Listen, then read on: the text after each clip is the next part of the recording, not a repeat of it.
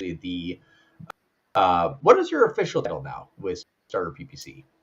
So for StarterPPC, I'm executive director, but awesome. The reality is that I'm a strategist most of the time. yeah. You're kind of like in everything. You're a strategist, client manager. So we're gonna go live a little earlier today, or maybe later, depending upon when you thought it was gonna happen. Daylight savings has screwed up Arizona as usual, because we don't change time zones, but the rest of the world does. So where it's usually 1 o'clock, then changed to like 2 o'clock, and now I have to change it back to like 1 o'clock, but then we couldn't do it at the time. So hopefully everyone's gonna be able to join and see this and see if we can help some people out. How do we know if anyone's watching? We don't. We just one person. Wait. Hey, we did it. I see. Yeah, it's just gonna see and we'll usually see on the right hand side like the restream comments start to roll in, and then we start to answer them that way.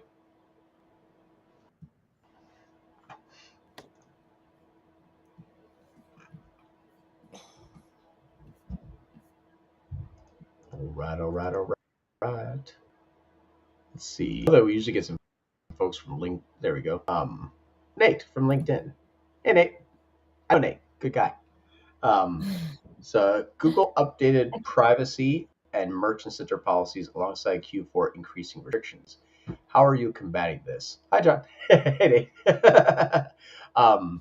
So the updated privacy policies, it's not been an issue just yet. I know that there's going to be what's it called? There's a coalition. Like Coalition for Bets, that's also going to be pouring into GMC, unfortunately. Is there a specific issue that you're working with? Because a lot of times what we'll do is pull in actually a Google Merchant Center rep. Google Merchant Center is actually a rep that you can work with now from Merchant Center. And we wrote them in a few times for policy issues and violations here that, for the most part, are common misunderstandings from Google. And it's not even necessarily something that is a real issue that can't be overcome with the rep. We had one where we had a client that was selling alcohol on their way through shopping, and we had our Google Merchant Center banned because of a broken checkout experience. And that's one of the, not necessarily privacy, but there's increased restrictions in terms of like if they don't think that your checkout procedure is clean, they will just suspend your account now. And what's nice is it's mostly to do with Googlebot that has been misidentifying what is issues that are in the process, but a human interaction and human intervention has been able to cure that, or is being cured now, which is good. The misrepresentation amongst newer businesses or established businesses that are updating their websites periodically. So misrepresentation, what we found out majority of the time for misrepresentation is actually due to starting a GMC account with a sale. Sounds really stupid, but if you say, hey, I have a new website and I'm going to put an MSRP and I'm going to put like the sale price, for some reason, Google does not like that. The misrepresentation, that's a new factor now. Misrepresentation used to be that you didn't have at least 2 out of the 3 forms of contact, whether it's an email or a physical address or a phone number. You have those 3. But now they're starting to get into, well, I just don't believe you. What Google's basically saying. And so we had one that we had to work on getting fixed where a gentleman started a site with like 40% off and added GTIN, and Google's like, no, that's not the price of the product. You're actually increasing the price of the product drastically to what everyone else's price is, and then you're marking it down to actual price. That's a misrepresentation of the product, and actually stopped that Google Merchant Center from being approved until we had to actually physically rebuild the site and resubmit it with a new GMC and a new everything with the standard pricing, and then it was able to be fixed. So misrepresentation now means honesty to Google. It doesn't mean identification, which is really odd. But yeah, that's one of the things that we saw, which was a big update to Google's policies. Cool. And now we wait until more people have more questions. Hey, look at that. Asking this show. Hey, Matt. Says, hey, what's your favorite top of funnel campaigns? Or it says, Matt says, hey, John. Did I say, hey, Matt? I was just introducing Matt to you. Matt meet John. Oh, John meet Matt. hey, I always love their last name, Matt, too, Nightingale. What's your favorite top of funnel It's a good. campaigns for eCom clients? So, top of funnel campaigns for eCom, my favorite. And when I'm talking about the specifically like top of funnel cold traffic, because I want to make sure that we're identifying what top of funnel means. Standard isn't top of funnel, in my opinion. That's bottom of the funnel, bottom of sales experience. They know what they're looking for. They just don't know who, where to get it from. But they know the type of product that they want. For top of funnel, which means the awareness stage, I love YouTube. YouTube is, my opinion, the be all end all top funnel halo effect return traffic godsend is YouTube. Again, top of funnel. It doesn't mean that I'm looking at a ROAS yet. It doesn't mean that I'm looking at a CPA yet. That would be where I would do bottom of the funnel measurements. I'm looking at watch rates. Are people engaging in the ad? I'm looking at the type of audiences. Are they more in market and affinity, where I can see that these type of people that should be interacting with this ad for this product is correct. So making sure that I'm having a good product market fit with these type of people be interested in this type of product that's top of funnel. It's kind of the avatar development stages that you're going to be doing. So inside of the top of funnel audiences, I love YouTube because I can usually get the CPV around 1 to 2 pennies, which is an amazing CPV. And now with the introduction of YouTube Shorts, I do have one account that actually got less than a penny per view. It was like 0.0009. Like I'm less than of a penny per view on Shorts. So when we're talking about kind of favorite ones, I like those because I can impress a large. I don't have to base it off of conversion. I can base it off of view rate, which is the they click. I can see if they're even interacting with that ad, and that's what I like about top of funnel display. It's like, yeah, you showed it to a person. Did they click? No. You don't have any idea. So YouTube, I can kind of gauge that. I can gauge that audience awareness and attention based on those watch rates. And then if I see a watch rate over 22%, I'll push it. If I see a click-through rate above 0.5, I know that those are going to convert soon. So that's why I like that. Is it's very cheap. I can target really well. I can target based on who they are and what they're interested in, and I can see if they like the ad. And then go from there. What about you, Regina? Question for you for view rates. I've noticed lately that if the video is really short, the view rate is really high. And I think it's because typically view rate would mean 30 seconds. And so if your video is under 30 seconds, it just marks it as a view if they watch the whole video, which is cheating because your view rates will be higher even though your video is just shorter. Yep. And what's so funny too is the view rates now are inheriting engagement rate. So what that means is the view rate is, do they watch them in 10 seconds? And I think they did that because of YouTube Shorts. Either coming out or said the view rate is. It's watching it for longer than 10 seconds now is what they're counting it as. So if you have a YouTube short video that's 15 seconds long and you watch 10 seconds of it, which is not really that long of a time, I use that as your kind of engagement rate / view rate. And then they also look at that from an engaged view conversion. Short video and then you convert later on, but it's a 15-second video when you watch more than 10. Yeah, I mean, you're going to be in the high 80 percentile view rate, but then if you click, then that's the indicator. If you click on a YouTube short, you really want that product. Because, I mean, you're thumbing through shorts. It's like TikTok. You're really going to click unless you really want it, which is pretty cool. Yeah. Slight lighter audience today because I snuck attack everyone with a different time. Apologies to everyone out there watching this video later on. Next week will be much more simple. I came back from a cold. My time zone got changed, and I'm all sorts of messed up today. So we have a question for you. Yeah. How does PMax work for eCom accounts with smaller budgets? It doesn't. Well, okay. So we've been using the workaround, the PMax with shopping feed only. You only give it that product feed. We literally give it nothing else to work with. Sometimes we give it an audience signal, but we don't give it any ad copy, any images, any videos. So, it should be spending most or all of its money on shopping. That seems to work better with small budgets. than full PMax, and then eventually adding the PMax in when you scale or when you have a ton of data. But even that doesn't seem to work as well as Smart Shopping did. And honestly, nobody knows if it's just the economy right now, or if Google's doing some sneaky stuff, or, you know, if it just means that with smaller budgets, we have to go back to being even more manual, because maybe we should have all along been doing that, you know, Yeah. starting with standard shopping until the account gets to gets to 10K or something. I'm not sure. We're gonna try shifting the strategies. Yeah, and I also think that this last 2 months is when everyone shifted over to Performance Max. If you were on Smart Shopping, now you're on Performance Max. So smaller budgets, Affecting it, right? 6 months ago on PMax was much more effective than it is today. Yeah.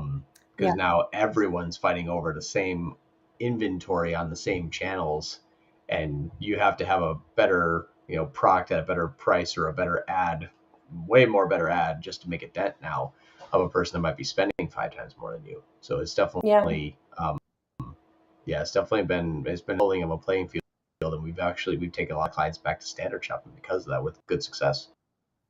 In PMax, their budgets for shopping only was like halved sometimes, and so it wasn't there anymore because Google sets the biz now. And so I was like, well, what if I went back to standard shopping and my placement there? So it's really interesting. So sometimes doing something different than what the rest of the world is doing affords better. I will say though, if you're gonna try the PMax shopping only method, we found that adding a bunch of other campaigns to do some top of funnel, some video remarketing. Sometimes we do some DSA, dynamic search ads. But the reason why we don't just do full PMax is because it leaves it up to the algorithm to spend the money on each channel. So when you have small budgets, you can't invest that heavily in top of funnel. You have no data to work with, and the data coming in is very slow. So the algorithm doesn't identify patterns as quickly. So yeah, just pushing a little bit more of the money into shopping only PMax, and then doing some top of funnel and remarketing activities as well, but with less budget. Yeah. Yep. Hey, Ryan. Ryan, great seeing you guys at TNC. You've been very generous with your time sitting with two guys from Alabama. You remember them at TNC? Hey, how's your phone charging going?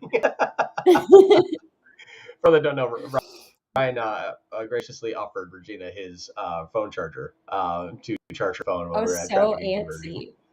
I was so What was antsy. I can't handle it when my phone is below like 40%. I start to just it's all I can think about. It's my phone. It was also your navigation for the way home, so it makes sense. I know. What if I get lost in the world and no one ever sees me again? Where's Regina? She's lost until she gets a battery again. That's awesome. He says, also, John, experiment with local services ads yet? Actually, no, and that's actually by design. So I think LS are fantastic. Are cheap. They are always top of page. They are local. They're relevant. I mean, there's nothing but good things with local service. For agencies, they're absolutely terrible. I can't do anything with them. What I mean by that is like search terms, search quality, conversion tracking. There's pattern recognition, conversion paths. There's specific headlines. I can't do anything as an agency. And a lot of times, if I had a potential client, it was a referral, I think two, and he comes to me and he goes, John, I'm spending $1,000 a month on LSA. Should I do Google Ads? I told him no, and I'd actually increase his ad spend on LSA if the leads are relevant in quality. Now, I think it works for a lot of folks, but I think it also can be you see is what you get, and what you get is what you get. If this person that I was working with, he was a family law firm, that anything that has to do with any sort of family related issue in law, he could take care of. So it's like will and testament, done. Child rights, done. Like divorce, done. Like anything that has to do with family, he could do. So local services has worked for him. Now, if you're a emergency plumber that only, does X, Y, and Z, then you don't really want to have the calls be like, hey, my toilet's kind of, making a weird noise when I flush the toilet. Like, oh, like, please don't call me. I'm an emergency plumber, but you showed up for a plumber near me. So it really depends upon your situation. And if you're getting good quality conversion, okay with sometimes hit or miss, just like every ad, even Google ads can be hit or miss. It's not always perfect. But if you're saying, these majority of the time, they're fairly relevant. The calls are pretty good. Sometimes they're not, sometimes they are, but they're for most of the part better. You may be stuck to LSA for a long time in a good sense. Like you may not be able to get what you will want out of those leads from Google ads compared to local services ads just because they're cheap and they're top of page. They work really, really well. There is, though, a limitation to what he can spend. He or she spends more wins. That's just how it goes. And if you can't outbid those people, you just don't show up. So that's the first bad thing about LSAs. Second thing is you can't scope the type of a lead that you want. If I'm a dentist's office and I'm going to have dentists near me and local service, awesome, but really looking for the people who want the all-on-board treatment because that's a $50,000 procedure, not just like a checkup for a 9-year-old. You're not going to get that with local service ads. You want to scope the type of lead that you're looking to generate. Can't do that there. That's a second fail point. So it's very situational. Do you need a specific type of lead, and how are you competing against your local service ads people in that ecosystem, and can you afford to play there if you're just going after batch blast sort of thing? So, Regina. That being said, if going after the highest price leads isn't always the best strategy because everyone and their mother is doing that, right? So sometimes some businesses really do a good job at carving out they do a good job at getting like upsells, right? So they'll go after whatever's out there looking for them, and then they just lean into upselling those leads after they come in or getting repeat business, and that's how they know they make their money. So it's okay to sometimes, if that's your strategy, it's okay to go after whatever is out there searching with the biggest market size. Yeah. And the one of the clients that we actually took on that did turn off their LSAs is because they actually came to us and said, I'm getting all divorce. I need will. Like I actually lost my attorney who does divorces here at my firm. I need a lot more wills. And so perfect. Like, will and testament, writing wills, how to write a will development near me, like all those things we were able to just completely move the needle. Now we dropped the conversions by about 30%, but it was everything that they wanted and only what they wanted to pay for. So it's so situational. And that's where I think that you would make the decision of is right for me. But don't let that discourage you from testing them because sometimes buying the haystack and the needle is included is a great needle. So sometimes it works. Matt says, I got more. That's awesome. Cool. Keep popping them in here. Nate, for e-commerce businesses, I love my new microphone. For e-commerce businesses, we have found that using shopping only PMax until the account build impressions after 3-4, then transition back to high priority retargeting, brand standard shopping campaign, and low priority brand standard shopping campaigns. Here we go. Works very well for us. So, Nate, when you look through your top conversion paths, or even just your model comparison tool, for example, do you find that they share a lot? That'd be one thing that I was curious about because shopping only PMax, it defaults a lot to dynamic remarketing, which would work really well for you. So if you're running on like, hey, I want high priority retargeting and brand shopping to capture them back, but then also shopping only PMax to get newer, kind of new customers who also have that dynamic remarketing element. It is kind of a way to manipulate what the automations would be forcing your spend to go on. It would be interesting to see that if you would not necessarily run a shop max, but if you're doing a like the priority excluded standard shopping campaign, this retargeting, if you didn't flip flop, what the difference would be there? Because I think that would probably be about the same enough that you would fall between the normal ebb and flow of Google Ads results. So it'd be really interesting. But yeah, you're using it exactly how it's designed. It's just not that way by Google. So it's really cool. You're using essentially just a really highly effective remarketing campaign for the new traffic that you're bringing into priority brand excluded standard shopping. The only one that I don't know really working is the retargeting brand standard. That's going to happen inside of PMax. So it'd be interesting to see if there is a difference between there. Jom Doeza. If I'm totally butchering your name, you're just going to have to live with it because it's my show. Ha! Can we put his question up, Regina? Oh, I'm sorry. I was just thinking about what do you think is the purpose of doing like 3 to 4 days of PMax and then switching to standard shopping after 4 days after You're day using 4? a highly targeted conversion bidding strategy campaign to focus only on the conversions that you should be getting after your priority brand exclusive shopping campaign brings those new people. Okay, so it just kind of kicks it off quickly. Yeah, it's like, hey, I got 100 new people, and they all came to our site. Now let's stop that, but then have shopping only PMax. I see. I think after build sessions, it could be the opposite. I'm curious about is shopping only PMax bringing in new cold traffic, or is Shax starting to remarket more and more on the new people? That's what I don't know. I see. All right, this will be for you. John, do you recommend running a YouTube campaign alongside a PMax campaign? Currently running a PMax for $200 a day for 3 weeks and started a YouTube only campaign for $40 a day with 2 videos. We do. So let's see, 200 a day plus 40 a day. I don't know what think he that also comes has out to in a month. a few other questions too, or I think it keeps going. Uh-huh. Do you recommend increasing budget on PMax campaign without adding new asset groups? Oh, maybe they're different questions. I'm sorry. I thought they're all tied together. Campaigns with that. Yeah. Okay. So let's see. So we do run YouTube campaigns. We always do YouTube remarketing, although we set like a frequency cap so we're not wasting money there, because depending on how big that remarketing audience is, you don't want to be like blasting people for no reason. And then because you could use the money doing some outbound video. John's a big advocate of spending a lot on outbound video, but I know that sometimes with limited budgets, it's not usually an option. So we do dabble with smaller budget outbound YouTube, and we just try to choose, test some different audiences and try to pick some really targeted audiences. Don't just run it wide open; it's too wide. Yeah. And I think he's asking if we would run a YouTube outbound campaign alongside of it. Alongside a PMax.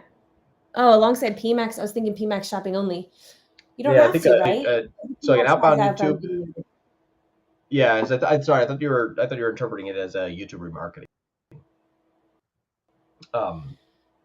It's not clear. We do a little bit of both, but yeah.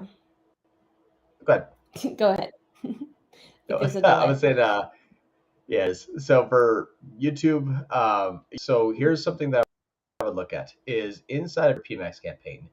If you are running ad in the PMax campaign, like you've added videos to it, look at your views and look at the view rate, and those two will equate to tell you how much, and then your cost per view, and that will tell you how much inside of your YouTube, and then also if you segment by the added type in conversions, you can see if people are getting click on YouTube ads or view engaged only conversions in YouTube ads. PMax. So what this means is that if you have a video inside of YouTube, you're already telling a YouTube inside of your PMax. It running is different. If you have like 5 views and you have $1,000 in spend a month, you're not running YouTube. And those 5 views may be remarketing. So what I usually like to do is I would run a YouTube campaign alongside of it to test if your product or service is YouTubeable. I wouldn't say like an accident, injury, attorney on YouTube. You're just going to spend all your money just impressing everyone to try to build a brand name. But there is obviously very YouTube type of test that would work. So make sure that's a good channel for you by just using your ad intuition by saying, is this a good idea on YouTube? But then the second thing is, if your performance max is already doing well, when you run YouTube alongside of it, it's going to take over people that PMax ignored. So it's like, hey, we don't want to market that person. We want to market this person. And PMax is doing that. And then you come in, you're like, but I'll take that person. Like, that may not be a good idea. So making sure that it's running well or not running inside of PMax dictates if you would run YouTube alongside of it. Yeah. Okay. Let's see. What else? I clicked the wrong button. Here we go. Okay. Do you recommend increasing budget on PMax campaign without adding new asset groups? Depends. It depends, right? Oh Depends on yeah. how many products you have. And it's hard to Yeah, no, know, unfortunately. It's hard to know if there's still market size out there that you can capture, right? If you have a lot of products, obviously there's a lot of products that haven't been tested probably. So adding more budget without adding asset groups, you might test it and find out it's just fine. I don't know. What else, yeah. John? I would whenever you add a new asset group, it's going to take about 16 days for that to fully kick in. That means the new amount of split impressions from your main PMax campaign given to that new asset group, and then test it with that new ad and ad copy, and then see what the timeline is there. So knowing that you actually are going to have a lag when you create a new asset group, you also have to make sure that if you add an ad spend, you still give it a proper enough time. So what you don't want to do is like add a new asset group, run new people, add in a whole bunch of new budget, and then say, why isn't this working? It's not scaling. It's not necessarily scaling. You're bringing in new people on a new product group, and then saying, what's going on? It's like day one of PMax. So you want to make sure that if you do increase budget, don't do anything else. Increase on what you already have. That's your constant is same audiences, same assets, and same listing groups. But what if there were more people here? That's when you add that budget. If it's not working, then don't add budget, but start to change around asset groups. But always keep one versus the other one static so that you're not necessarily saying like, well, okay, well, audience and then new budget and then new creative and now new search terms. You just kind of rebuild the campaign a bit. So I like segmentation and I can have audiences that are not overlapping in the products. Like if I look at product A, would I actually buy product B? Well, if that's a cat toy and a horse, no, that's not going to have overlap. But if it's like kitchen accessories, yeah. So if you can segment them out and then scale them individually and making sure that those search terms are clean, that is a really good way to do it. Then you can start to add more asset groups more freely because you're linked to a campaign theme. Like if it's like, here's my kitchen knives, and it's like steak knives, not any like crazy things are going to happen if you have like a brown steak knife versus a knife that's just like a black and a different picture of it. That's okay. You're still getting the same type of audience. But if you're having like 2,000 SKUs and you wanted to add new asset groups and possibly new listing groups with those asset groups and add budget, you're just kind of growing it either width or depth, and you have to wait to see.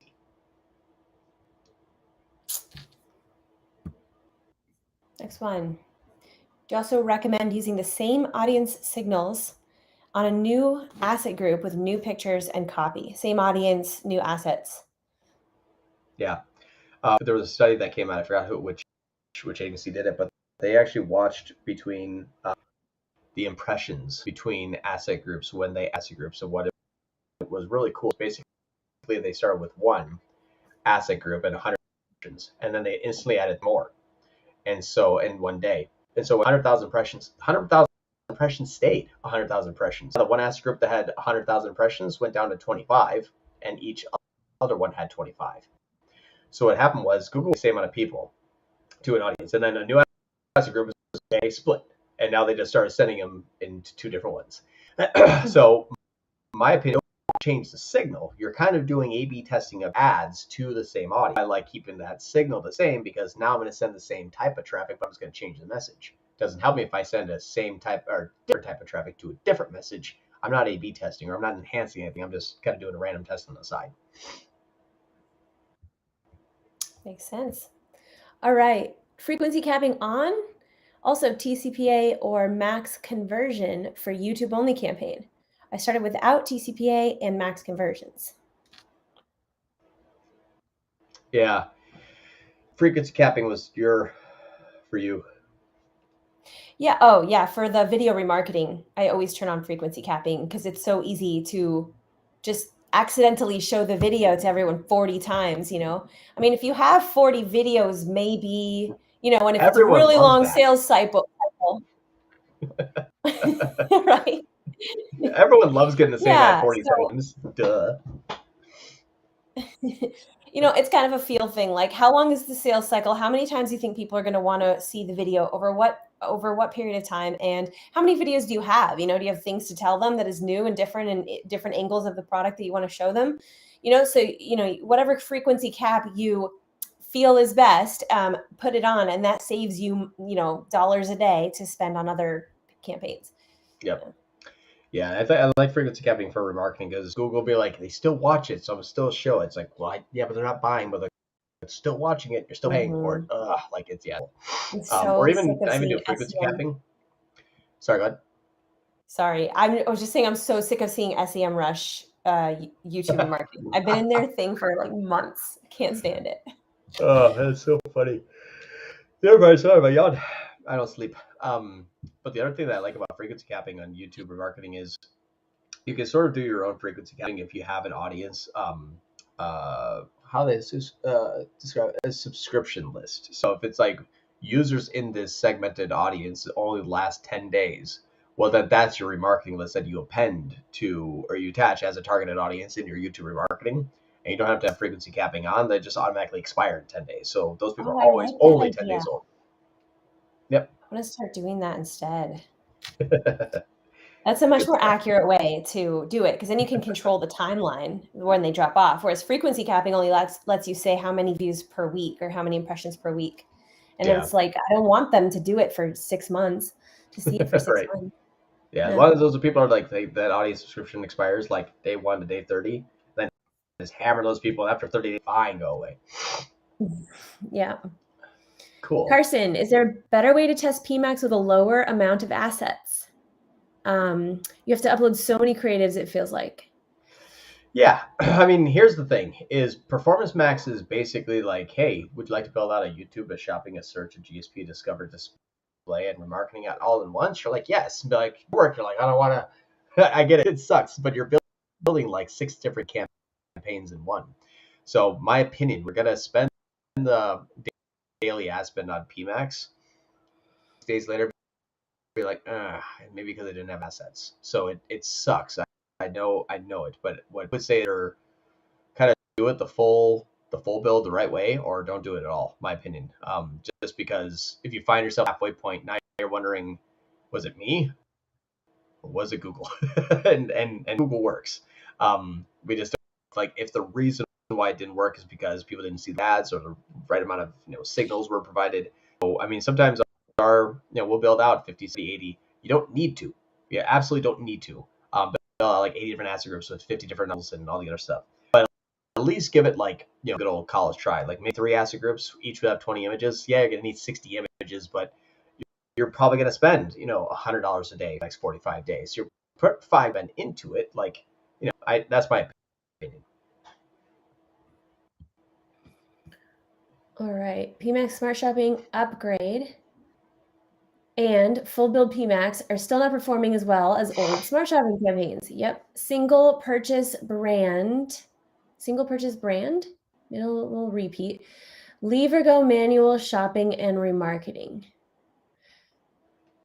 Standard shopping 100% because the minimal repeat is going to affect how PMax wants to operate too. It's going to go after your previous purchasers because that's what it thinks is going to give you a good LTV and a good ROAS without having to pay too much for that person. So that's one fail point that PMax is going to have immediately. The other part is it's going to be hard to see is your search categories relevant. The problem that I would say here, standard, what you're going to also have shopping is if you have like, I'm not saying you do, but let's say the feed qualities is kind of, could look a little better. You're going to experience this kind of, whether you do single channel or every channel. So I would take a look at the reason why your categories don't look good. Probably something to do with feed and landing page copy. But if those look good and they're not converting, you're going to have the same experience on standard shopping. So it's like, hey, the right traffic is getting the right clicks to the right product page. It's not PMax that's going to necessarily. So there's some indicators you're going to need to look for to say what is the solution. I'll give you 2 easy ones. Search categories good, then try standard shopping. Search categories bad, check your feed. So that'd be the first 2 things I would test. What do you mean by search category?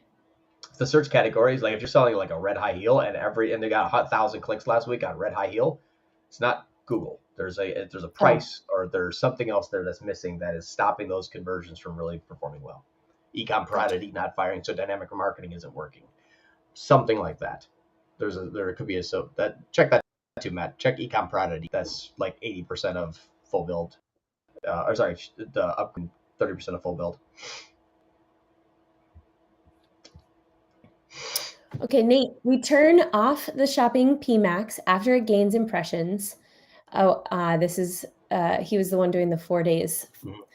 After it Yep. gains impressions, and only run standard shopping campaigns because we've noticed that having shopping only PMax and standard shopping running at the same time severely limits the overall reach of cold traffic from E. It's cut off when it shows on screen. It Oh, says, is it limits the overall reach of click from either campaign? Yes. If you either run a campaign. standard shopping and a shopping only PMax campaign, you're going after two different campaigns, unfortunately, because standard shopping is like, well, I needed inbound search, and PMax only is like, me too, for the same product for the same person. So it just fights between those two, and then is whichever campaign is going to pay Google more money, that one wins. It doesn't have to be standard PMax. It's whichever one can spend the more cost per click to the higher amount of audience. Usually that's PMax because you can control your bids manually on standard shopping. But I've had my standard shopping campaign bid set at $10 one time. PMax didn't run. I throw a T-ROAS on there, and Google's like, screw your standard shopping, and then just spikes up my PMax campaign with spend. I'm like, oh, okay, I see what you did there. So here's one thing that I know is true is if you're running a standard shopping and a PMax and they're fighting over an audience and it's feed only, they're the same campaign. I mean, one just has dynamic remarketing, which you're already running. So that's why I was wondering, like, if you didn't run one or the other for a certain amount of time, what would be that time frame? Run just PMax feed only, which is inbound cold traffic and dynamic remarketing, versus a standard shopping with dynamic remarketing. What's the difference there? I'm not saying one or the other one is better. I'm wondering how different they are. Cool. I have to split this in two. All right, take some deep breaths. I watched your video on branded campaigns. Let me know if I understand this right. Your reasoning for handling branded traffic is this: PMax plus branded search campaign. I'll just read this off really quickly. PMax plus branded search campaign will ideally account for all brand traffic to site, maxed out spend to capture every branded search. The ideal goal being PMax will generate new branded traffic that you would have not gotten otherwise. So yes, there is a scenario where it's going to be up to Google now. We're seeing that more and more and more. Usually it's going to be dependent upon what has a bigger daily budget, bigger CPC, which a lot of times is not your brand campaign. So it just defaults back into standard shopping, or sorry, defaults into PMax. PMax says, I got $4 a click. And you're like, why do I want $2 a click? And so Google says, PMax, you get the branded search. It's just going to start to make more money off of you. So here's the theory, though. I'm okay with branded traffic in PMax, trying to get that to happen. Anybody that says they don't want branded, regardless of organic or driver or through SEM, if you're not trying to get branded conversions, you don't know what I'm talking about, and you're wrong. You spend all your day, every day, on Facebook telling people about what you do, who you are, what product that you have. You want them to come and buy your product. You don't want to say, gosh, I hope no one Googles my brand name and buys. No, you're wanting that. You want to click on the ad, and then you want them to buy. You want them to Google your brand name, and you want them to buy. Just because a branded search in does not mean that they didn't see your ad 647 times this year.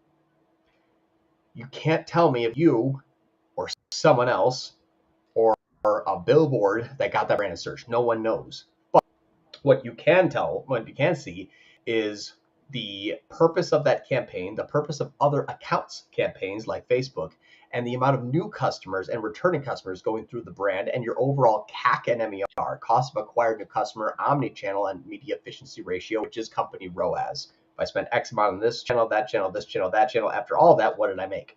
That's MER. It's going to be blended. It's stupid to say otherwise. We're not, I always make this joke. We're not Genie and Aladdin. I can't control free will. People are going to come back and buy however which way they please. So the idea has been morphed a bit, John, since that video came out. I still don't like a lot of branded traffic in PMax. I want to see a mix, about 70 to 80% old traffic and then 20% branded. That's a safe mix for me. Even if that 20% I didn't capture and convert, or I didn't generate myself, I'm okay with that. I'm okay with having 20% of the Facebook spend come back and actually purchase through Google. Fine. I know at least that money was saved to not lose it to my competitors. Fine. Good. but I don't want to see 80% brand and 100% new customers. What that means, though, is that probably these people are finding out about you on Facebook and converting. These are still new customers. It doesn't mean that branded is returning customers. Brand can be new customers. Brand should be new customers. But the reason why they're Googling your brand and are being a new customer should because your search terms and your DSA look good. Your non-brand, pure, broad search campaigns look excellent. Your in-life affinity and in-market audiences in YouTube are cold. All of those things would be like, okay, because I'm doing this, I get branded traffic. That's fine. But if you're like, I'm doing nothing and brand everything looks like 1,000 ROAS, that's not you. That's someone else doing that work, and you're just scooping up the last step of that funnel. So that's the theory there. Cool. Rant over. All right. I said rant over. Rant over. Yep. Your brand rant, which I've heard so many times. You drove it home for me when you said, you've done all this work to get in front of the customer to get them interested, and now they're actually looking for you. And brand is such a cheap click. Isn't it worth that extra few cents or dollar or whatever it's going to cost just to protect the brand name, just to make yourself look like you are everywhere? Right. I was like, yeah, good point. It's like worth it. Right. We took over 3 times as much on Facebook than they did on Google, and 8% of the conversions and spend were coming in on brand traffic in like 10 different campaigns. We paused it, and I shared that with you all this morning. We paused it and made 9% increase in sales. Like it wasn't me that increased the sale. I just can guarantee lose anything because of that. Okay. Tommy, our BFCM offer is a Black Friday, Cyber Monday. Black Friday, Cyber Monday. Thank you. Blinking. It's a buy one, get one at 50% off. Is there a way to do a promotion extension and a GMC promotion for this offer? It looks to me like it's only working for fixed percent discount. Yeah. So if you get if you do a BOGO, your GMC, if the BOGO price on the landing page is already there, GMC promotion will work. The price on the landing page is the same price as the checkout. If you run a coupon code, you could do that. But if you're running a 50% off, like a buy one get one 50% off, without a code, it has to be done pre-cart for it to show up as an automated extension. If it's post-cart edition, Google will miss you put a coupon code there. It sucks. So that we already had some clients that are like, well, it is what it is. Like, that's gonna take too much time, and that's how it happens. But you can't necessarily run like a non-code BOGO as a promotion. Sometimes you can if Google bot can see it, and then but a lot of times what you do is even without running it, they'll pop up on the PLA as it automatically pulled in without even running a promotion. It's doing that already. Yeah. What were we gonna say, Regina? Never knew. I just never knew. This is fascinating. Okay. All right, Jum. Our PMax looks like it's shopping focused, and we only have 2 products. The conversions are coming from shopping. This must be a response to some earlier. Yeah. Well, here's the question. Anytime your PLA is shown, your listing group is an impression and or a click and or a conversion. A dynamic remarketing ad on display is going to pop up as shopping in PMax because your listing group said, I took this product listing ad, I displayed it to a person, wasn't on shopping, but on display, it will still count. So just know that your listing group of your product section in PMax, anytime you see an impression, a click, and or conversion, could have come from YouTube, GSP, display, and not cold traffic or marketing, just those combined on those 4 channels. So it's not necessarily just shopping. You can have an account that never got a shopping, did nothing but dynamic remarketing to 1 million people and made $1 million, and not have one shopping, and shopping still is what made you that money because it's only indicative that a PLA, a product listing ad, was feed to a person on some channel and then got a click and conversion. So just know that's going in. So you can't really tell if it's coming from shopping or something else. Not very easily. Maybe there was some workaround, but it's hard. Well, That's the thing too. Is you'll remember the MCC filter that Glenn found? I found out that the Yeah, in the filter, reports or something. yep, MCC filter is still a shopping ad, still a Google Merchant Center item, just displayed on a shopping channel. That's why everyone, I would invite you, if you wanted to think about this, hop into your PMax, hop into an asset group, and go to YouTube. You'll see shopping ads on YouTube. Those are still, that's your feed. That's still to get a feed product click. Remember, listing groups and products does not say shopping network. It's a listing group and a product. There's nowhere in there that says shopping. I can see why it's hard for Google, I don't know, to explain exactly where each conversion came from, because yeah, like shopping and YouTube are sometimes one and the same. Like the two networks overlap with each other. Yeah. Yeah. Okay. It's trust the machine. Also, what other reasons are there for paying for brand rather than letting it get picked up by organic? Besides one, easier measurement, and two, defending against competitors poaching your customers. There isn't really. Um, Really not. yeah. We take a very small brand focus in all of our accounts. Like the reason why people hire us, because they're like, I found out that $9 out of $10 was spent on my own name. Yeah, that's, you don't need to. That's why we took back the account that someone else messed up. But it's true. What the only real reason is defending yourself against a competitor. Yes, testing what you know is true from your conversion paths, first click and last click. If you're running more YouTube, put more money into your brand campaign. You see the efficiency of a brand campaign, meaning better click-through rate, better lower CPCs, higher conversion rates, lower CPAs. You crank up YouTube, and that gets it even more efficient.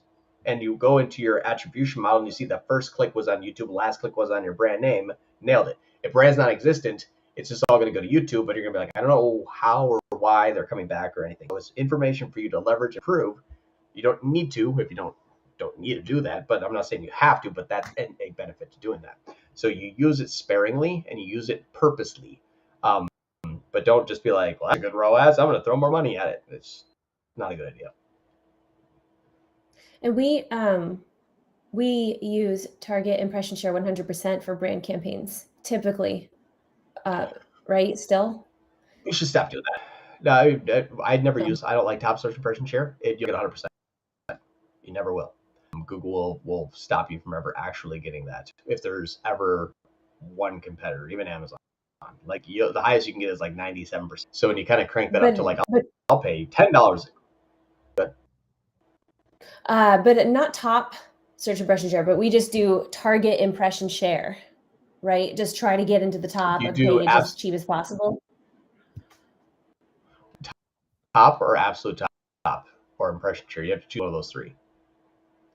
When you're choosing the bidding strategy, I never realized those options were available. When you do a search impression share, when you do impression share, it says search impression share, search top, absolute top search impression share, and then you get to choose a percentile.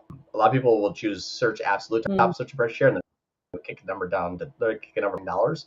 And then what Google says is, well, we keep cycling you someone else because Google will never pin to one advertiser ever. It will cycle it out eventually. What that means is because that built-in rule, it will continuously climb. We took over a client that was spending $120 on their own brand name. We brought it down to $40 in a week and got 20% more conversions for half the price. Because it was like, hey, you still didn't get there. Raise the budget more. What bidding strategy did you use on the brand in that case? Manual. Okay. No CPC manual. Or no, sorry, no enhanced CPC manual.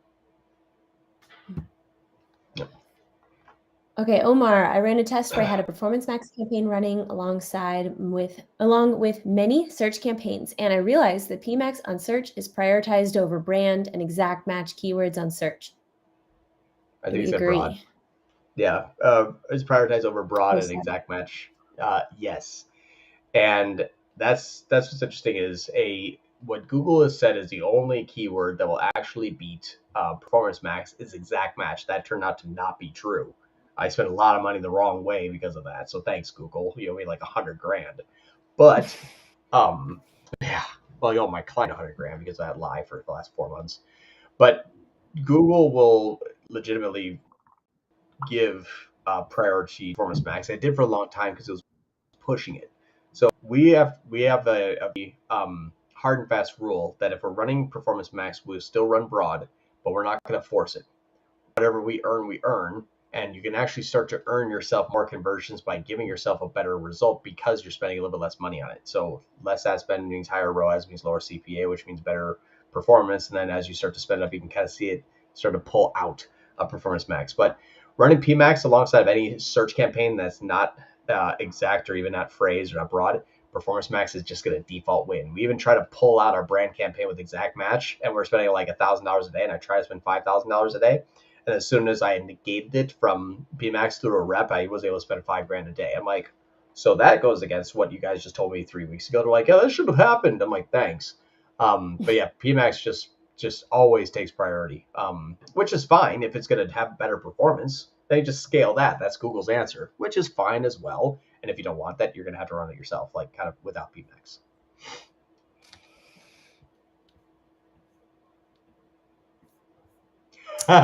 Yeah.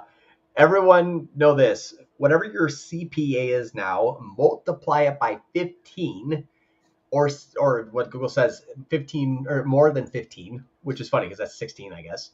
Well, whatever your CPA is, times it by 16 and spend that per day for 8 days. And now that next day on day 9 is the first day of your YouTube campaign. That's how YouTube works. And only use maximize conversions when starting out.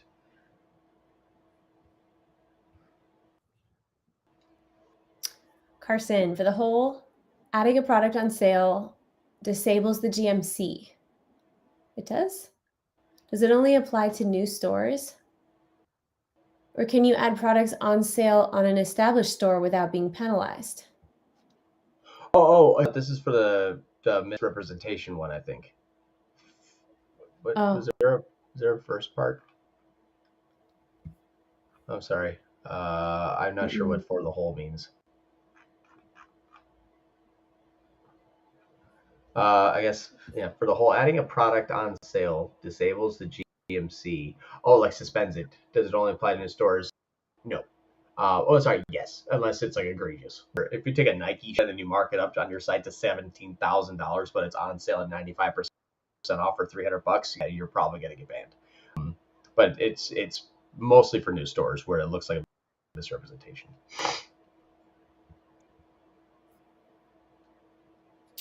Okay, David, running standard shopping and search. Branded plus non-branded. Want to introduce PMax with brand excluded.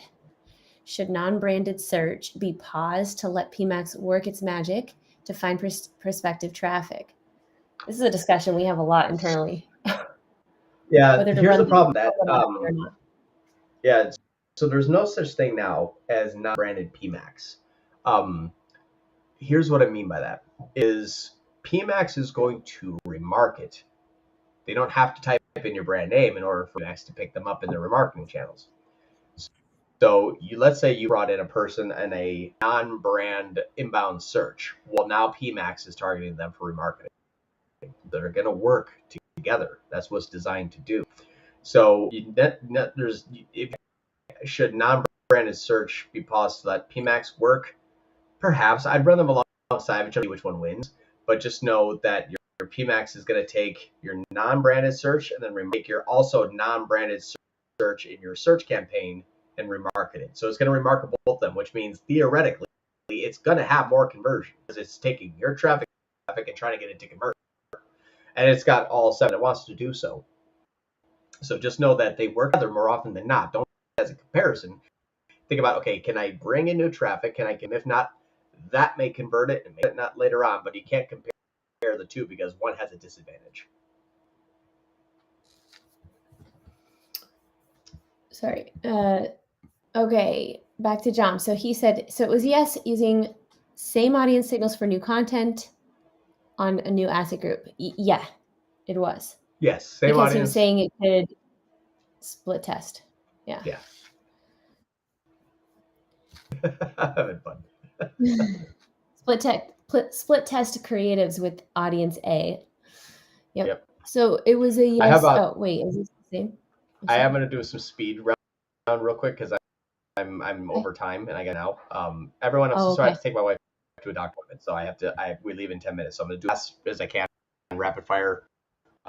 Let's just keep it keep it off screen. I'm just gonna go through as fast as I can. If you add any Sure. now on, I'm not gonna do it. James, you're the last person. I don't know All how to right. turn off comments. Just click on it again. It should go away. All right.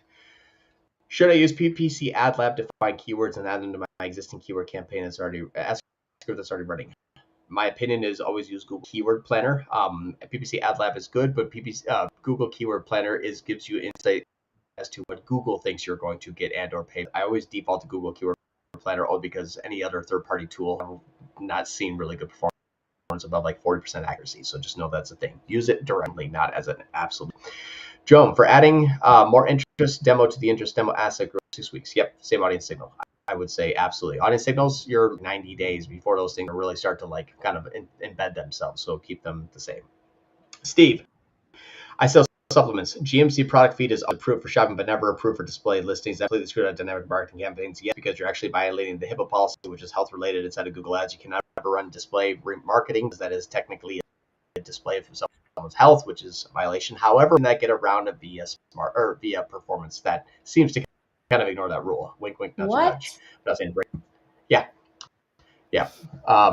Accounts where you switch to Google conversion tracking. Do you also adjust the client's ROAS if Google conversion significantly more conversions than analytics? No, because I'm actually looking for the real result, and then I'll base it off of if I was trying to get a 2 and I was getting a 2, but it depends. Do you need to scale or do you need to pull back? Do you need profitability? I usually keep everything the same, but what I'll do, James, is I'll actually add the Google Ads conversion tracking alongside of analytics. Keep analytics primary, keep Google Ads conversion tracking secondary, run that for 2 weeks and see what the difference is of, and then base your decisions off of that before you switch to primary to secondary and vice versa. Brand search campaign, bidding strategy, max conversion CPA set low. Any luck with impression share or manual CPC? Thanks for your time, guys. You guys are legends. Thank you.